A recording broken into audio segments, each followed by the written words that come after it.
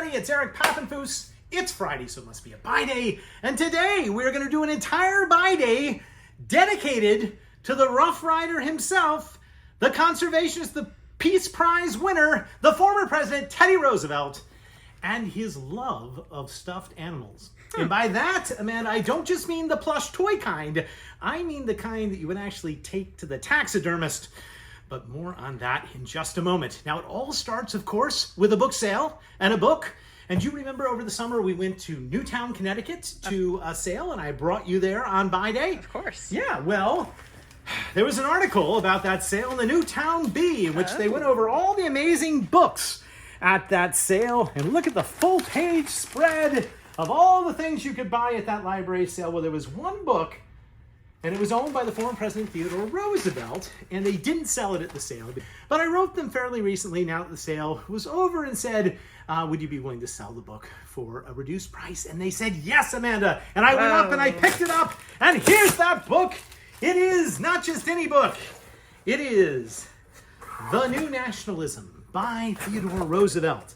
Now, this book is interesting. It was published in 1910, and it is a collection of his campaign speeches. And he is going to run for president again in 1912, this time as part of a third party, the Bull Moose or Progressive Party.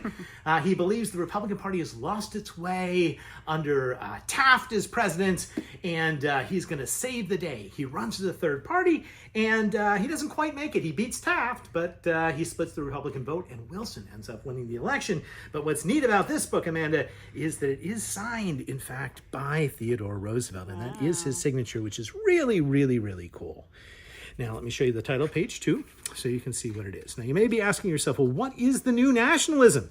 Well, that was his platform. And at this time, he was a progressive, very progressive. He was sort of the Bernie Sanders of his day in the sense that he ran against corporate money in politics. He ran pro-labor, and he really ran to shake things up, which is pretty remarkable. Now, in this book, Amanda, are a whole series of Teddy Roosevelt's speeches, and if you wanted to see what he had to say, you could read them. Here, for instance, is one that he gave in Milwaukee in September of 1910.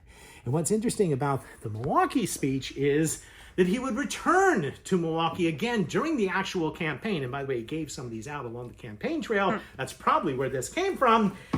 And he was set to give another speech that night in Milwaukee when, do you know what happened to him? I don't. He was shot. And he had his speech in his pocket along with his glasses case. The bullet hole literally went through the speech, through his glasses case, and into his chest, from which he started to bleed. But did this stop Teddy Roosevelt from giving a speech? No, it didn't. He pulled out his speech, and in one of the more remarkable beginnings of a campaign speech, which would last for another hour, he said, "Friends, I shall ask you to be as quiet as possible. I don't know whether you fully understand that I've just been shot, but it takes more than that to kill a bull moose. I had my manuscript, so you see I was going to make a long speech, and there's a bullet. There, where the bullet went through.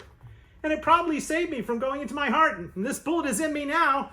I cannot make a very long speech, but I will try my best." And he spoke for 84 minutes. Well, that was Teddy Roosevelt in a nutshell. But that wasn't the only book, this one, The New Nationalism, that came out in 1910. He had a second book that was also a campaign biography of sorts, and it was called African Game Trails. And this book basically burnished his image as the great hunter and, shall we say, the great killer of animals. It's actually, Amanda, it's a little scary. So these are explicit photos, but it is one animal after another. Oh boy. Killed by Teddy Roosevelt. Sure. So, well, there's the great majestic lion. That one is no more. There's the water buffalo. That one is no more. Here is the rhino and some birds. That one is no more. And then in the back of the book, there's a list of all the game shot with a rifle during the trip by Teddy Roosevelt. He killed 512 big game beasts, including 6 white rhinos, including one in its sleep. Now, this contrasts a bit with the Teddy Roosevelt we may know, or you may know, from the teddy bear story, and I will tell you that story in just a moment. But there's one other interesting thing about this campaign biography in which he really sought to show that he was tough and he could definitely defend America in the world. And that is that something else was published in 1909, 1910, something else that we have discussed on Buy Day before. And do you know what that was? It was the Harvard Classics, published by the president of Harvard, right? Remember the 5-foot bookshelf of all the great books in the world? Well, Teddy Roosevelt said, those aren't the great books. I'm going to create my own great book list. And he wrote about it first in the magazine and then in the book, and he called it his pigskin library. And you know why he called it his pigskin library? Because he decided to bind them all in pigskin. And just a reminder from our binding episode, what pigskin looks like, it's often, you see law books in pigskin, so this is pigskin. And, you know, he read each of these books, and it was very different than the Eliot Library, because he included the Bible, which wasn't included in the Harvard Classics. He also included all sorts of novels, including Huckleberry Finn and the Pickwick Papers, which is interesting. And Roosevelt liked to read them under the following circumstances. He says, often my reading would be done while resting under a tree at noon, perhaps beside the carcass of a beast I'd killed, or else while waiting in camp. And in either case, it might be impossible to get water for washing. In consequence, the books were stained with blood, sweat, gun, oil, dust, and ashes. Now, ordinary bindings either vanished or became loathsome, whereas my pigskin merely grew to look as a well-used saddle looks. So now you understand why this fine campaign book was, among other things, bound in leather. So that's the great Teddy Roosevelt. And as I say it contrasts with the story of the teddy bear. The teddy bear happened when he went bear hunting back in 1902. And the story was he went hunting, he couldn't get a bear. He was unable to get a bear. So somebody along with him decided they would capture a bear, tie it to a tree, woke the president and said, now you can go shoot this bear. And Teddy Roosevelt said, I'm not going to shoot this bear that's tied to a tree. An editorial cartoonist wrote about it, and suddenly we had the teddy bear craze. And while he was president, between that time and the time that these books were published, do you know how many teddy bears sold in America? 1 million. Yeah, that's exactly right. That's a good guess. 1 million teddy bears. And they were the subject of book after book after book. And we've got some of these right here at the Scholar. Look, it's the Roosevelt Bears. Wow. Look, it's Betty and Teddy. There are just so many of them. And what I like about, by the way, the Roosevelt Bears, guess what happened to that bear, by the way? Do you know what happened to the bear? Did someone else shoot it? Yes, somebody else knifed it, actually. Oh. Because, you know, once it was tied, it couldn't be Right. let back in the round. At any rate, let's talk about the Roosevelt Bears for a minute, because these were the progenitors of Buy Day.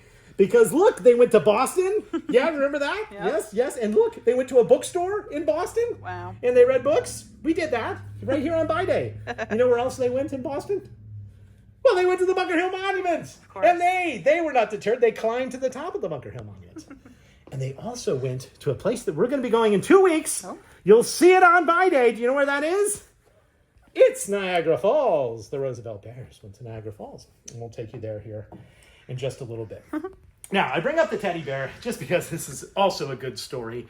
William Howard Taft, who just got creamed by Roosevelt in the election in 1912, decided he needed to compete with the teddy bear. And so his favorite dish, do you know what his favorite dish to eat was? I forget. It was possum. And I know that is a terrible thing to eat, but he loved to eat possum. And Taft was a huge man. I mean, a gigantic man, an enormous man. And he had the unfortunate campaign slogan of "Get on the raft with Taft," which is something you would never want to do with William Howard Taft, because it would be incredibly dangerous. But he loved to eat possum. And so he came up with the alternative to the teddy bear, the Billy possum, which never caught on. I like it. Well, do you? Well, he gave forks, because remember, Teddy Roosevelt saved the bear, but William Howard Taft ate the possum. So look at that. That is a Billy possum fork. There he is. Where you could eat your possum. By the way, possum meat, appreciated in value, was wonderful. And that takes us to our funny book of the day, Amanda. This is a good one. It is The Care and Feeding of Stuffed Animals. It is a wonderful book, and it talks all about how your stuffed animals need to be fed. They absolutely do. And if you have Teddy, the number one thing you need to do with Teddy is to make sure he has tea on a regular basis. And you also need to take Teddy out to exercise on a regular basis, go swimming, go swinging, go for a walk in the park, do all those things. It even comes with a handy glossary of terms. Let me ask you a question. Do you know what a huggle is? A huggle is a gathering of stuffies. Oh. Do you know what flopsy is? A bunny? Well, flopsy is an illness resulting from the degradation or loss of stuffing. Oh. That's flopsy. The Care and Feeding of Stuffed Animals, our funny book of the week. Well, we'll see you next week and every week, Fridays at noon, for more adventures in the world of books.